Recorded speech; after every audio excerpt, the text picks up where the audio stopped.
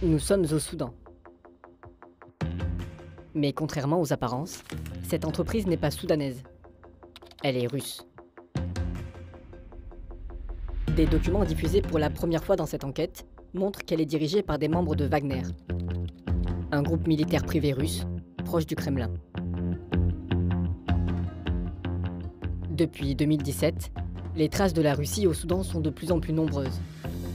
Notre enquête révèle comment le groupe Wagner, via une entreprise appelée Meroe Gold, a passé un marché avec le pouvoir soudanais.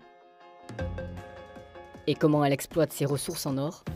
Le Soudan du Sud, qui abrite les 3/4 des réserves de pétrole soudanaises, fait sécession avec le Soudan. Privé de ce revenu essentiel pour son économie, le Soudan se tourne alors vers l'or. En 8 ans, entre 2009 et 2017, la production d'or du pays passe de 15 à 107 tonnes, faisant du Soudan le 3e producteur d'or en Afrique. Depuis 20 ans, le cours de ce métal n'a cessé de grimper, jusqu'à atteindre son plus haut niveau en mars 2022, à la suite de l'invasion russe en Ukraine. Cet autre document a cette fois été diffusé sur les réseaux sociaux soudanais en juin 2022.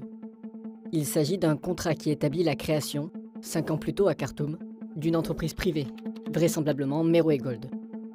De nombreux éléments permettent de s'assurer de son authenticité, tout comme l'identité du cabinet d'avocats qui certifie le document. Enfin, un numéro de téléphone est indiqué. Mais ce que nous apprend ce document est ici. Potepkin y signe en tant que représentant de la compagnie M-Invest.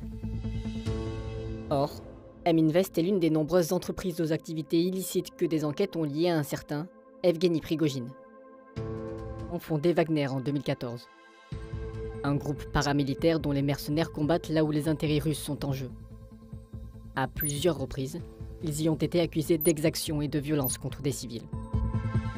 2017, la présence d'hommes et de matériel militaire russe est signalée dans le pays. Entre 2017 et 2020, Meroe Gold a reçu 920 livraisons en provenance de la Russie.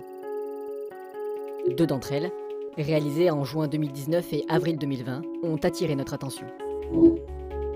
Au total, plus de 16 tonnes de casques de police sont livrés, ainsi que 24 tonnes de boucliers anti-émeutes et 5 tonnes de matraques. Les casques en particulier sont des Kolpak 1, un modèle de casque utilisé par les forces de l'ordre russe depuis 2010. En 4 ans, au moins 260 manifestants soudanais ont été tués et plusieurs milliers blessés. Selon différents observateurs et ONG, plusieurs forces de sécurité soudanaises sont à l'origine de violations graves de droits humains. Notamment les forces de soutien rapide, une branche de l'armée dirigée par Hemeti lui-même.